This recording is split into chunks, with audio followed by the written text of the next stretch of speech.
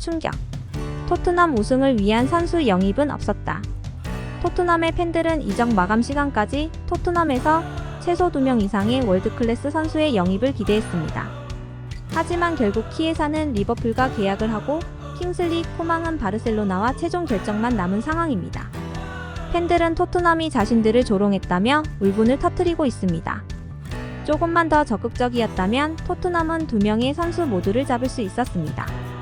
이에 팬들은 레비 아웃과 감독의 경질을 외치며 목소리를 높이고 있습니다. 여러분들은 왜 이들이 이토록 분노하는지 이해가 됩니까? 그 분노의 원인은 토트넘의 가장 큰 약점으로 잘 알려진 우측 날개를 지난 시즌과 똑같이 가져가기 때문입니다. 몇몇 전문가들은 전반기 성적을 보고 겨울 이적 시장에서 대형 윙어를 영입할 것이라는 전망을 내놓기도 했습니다. 검증되지 않은 어린 선수들과 스퍼스 역대 최고 이적료를 기록했지만 한 경기만의 부상으로 경기를 뛰지 못하는 선수 영입으로 이번 시즌 역시 우승은커녕 6위도 힘들다는 전문가들의 의견은 팬들을 더 분노하게 하고 있습니다. 하지만 세계적인 스포츠 전문 분석가들은 토트넘의 우측 날개, 즉 브레넌 존슨과 쿨루세브스키는 토트넘의 약점이 아닌 포스테코글루 감독의 숨은 병기라는 분석 기사를 연이어 보도하고 있습니다. 이 기사들은 모두 스포츠 관련 세계 최고의 뉴스 매체인 애슬레틱에서 발표한 기사들이며 이는 많은 토트넘 팬을 진정시키고 있습니다. 그럼 이 기사에 대해 FC 월드클래스가 심층적으로 분석해드리겠습니다. 축구 전술이 계속 진화하는 가운데 선수의 다재다능함은 점점 더 중요한 요소가 되고 있습니다. 프리미어 리그 축구의 끊임없이 변화하는 환경에서 토트넘 호스퍼의 공격진은 집중적인 관심과 매력의 대상이 되어 왔습니다. 이 논의의 중심에는 팀의 공격 전략에 필수적인 존재가 된 두 선수가 있습니다. 토트넘 호스퍼에서는 브레넌 존슨과 데이안 쿨루세스키가 이러한 적응력을 잘 보여주는 선수들입니다. 앙제 포스테코글루 감독의 지도 하에 더 높은 목표를 노리는 토트넘에서 두 선수는 각기 다른 강점을 지니고 있어 귀중한 자산이 되고 있습니다. 이 두 선수의 역할과 성과를 살펴보면 이들이 단순히 현재뿐만 아니라 잠재적으로 스퍼스 공격력의 미래를 대표한다는 것이 분명해집니다. 이들의 첫 시즌, 역할, 그리고 포스테코글루의 토트넘 전술에서 이들이 어떻게 맞아떨어지는지 평가해보겠습니다.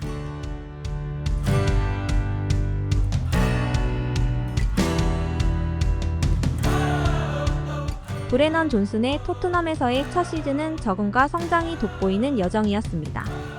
노팅엄 포레스트에서 이적해온 존슨은 큰 이적료와 많은 기대를 안고 입단했습니다. 23세의 웨일스 국가대표는 오른쪽 윙어 역할을 맡아 데이안 쿨루세스키와 출전 시간을 나누도록 예정되어 있었습니다.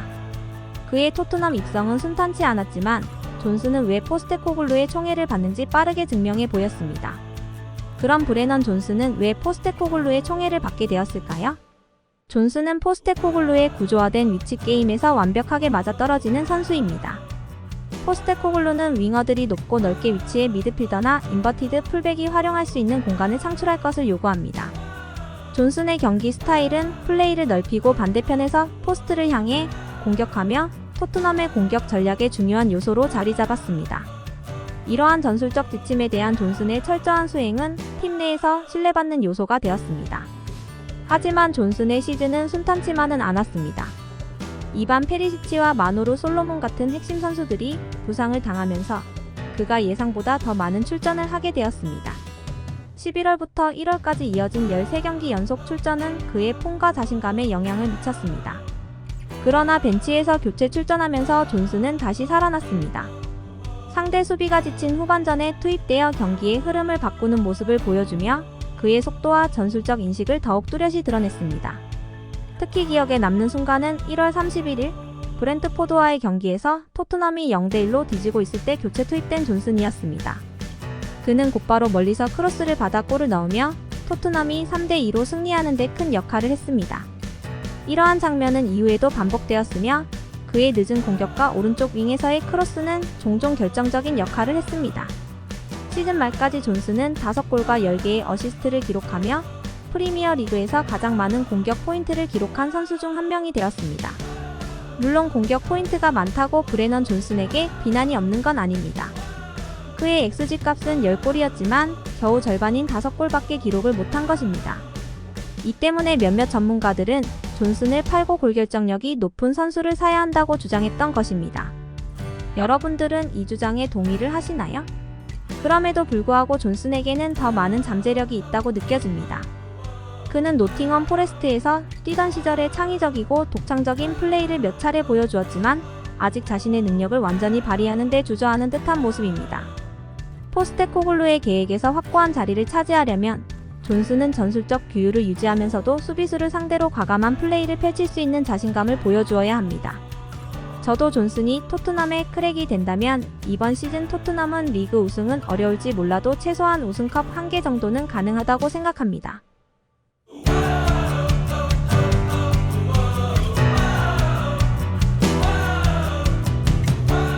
데얀 쿨루세스키는 포스테코글루에게 다른 종류의 도전을 제시합니다. 우리 팬들에게는 손흥민의 기회를 너무 많이 빼앗아가는 선수라는 비난을 받는 쿨루세스키. 현재 토트넘에서 세 번째 시즌을 맞는 스웨덴 국가대표 쿨루세스키는 유벤투스에서 이적해 온 이후 여러 포지션에서 활약해왔습니다. 처음에는 안토니오 콘테 감독 아래에서 오른쪽 윙어로 활약하며 그의 특기인 왼발로 컷인에 크로스를 올리거나 슈팅을 하는 능력으로 주요 공격 자산으로 자리 잡았습니다. 그러나 포스테코글루의 부임으로 전술적 변화가 생겼습니다. 새로운 감독은 브레넌 존슨을 오른쪽에 두기를 선호하며 이는 쿨루세스키의 정교하고 창의적인 스타일과는 대조적입니다. 제임스 매디슨이 부상을 당했을 때 쿨루세스키는 중앙에서 창의적인 역할을 맡아야 했고 그의 다재다능함은 시즌 후반부에는 가짜 9번 역할까지 요구되었습니다. 이 과정에서 그는 셰필드 유나이티드를 상대로 2골을 기록하며 자신의 가치를 증명했습니다. 쿨루세스키의 다양한 포지션 소화 능력은 팀의 큰 자산이 되지만 동시에 그의 최적의 포지션에 대한 의문도 제기합니다. 그의 자연스러운 오른쪽에서의 이동과 좁은 공간에서의 기술은 그를 중앙 공격 역할의 강력한 후보로 만듭니다. 그러나 수비수를 제치고 찬스를 만들어내는 능력은 여전히 윙어로서도 많은 것을 제공할 수 있음을 시사합니다. 하지만 몇몇 전문가들은 포스테코글루 자신도 쿨루세스키를 어떻게 활용할지에 대해 확신하지 못하는 듯 하다며 빠른 해결책을 구해야 한다는 의견을 내세우고 있습니다. 그들은 때로는 그를 스트라이커로 사용하는 것에 대해 회의적인 모습을 보이며 그의 강점이 공격형 미드필더나 윙 역할에 더 있다고 말합니다.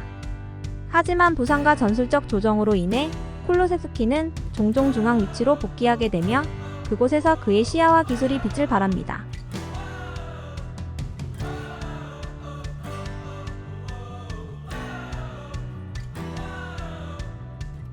포스테코글루의 주요 전술적 딜레마는 존슨과 쿨루세스키 사이에서 균형을 찾는 것입니다.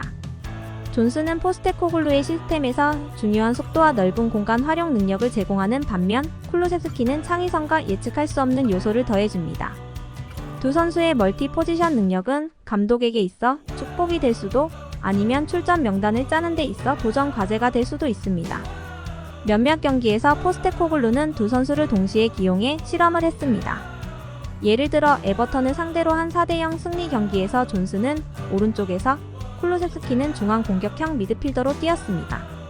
이 구성은 토트넘이 공격 플레이의 다양한 측면을 활용할 수 있게 했으며 존슨이 수비를 넓히고 쿨루세스키가 중앙에서 창의적인 연결고리를 제공했습니다. 또한 새로 영입된 선수들이 자리 경쟁에 추가되어 선택의 폭이 넓어졌습니다. 윌슨 오더버트는 양쪽 윙에서 모두 뛸 수 있으며 루카스 베리발은 유망한 젊은 플레이메이커로 매디슨의 후계자로 보입니다. 이러한 선수층의 깊이는 토트넘에게 전술적 유연성을 제공하지만 동시에 각 선수의 역할과 책임에 대한 명확한 결정을 필요로 합니다.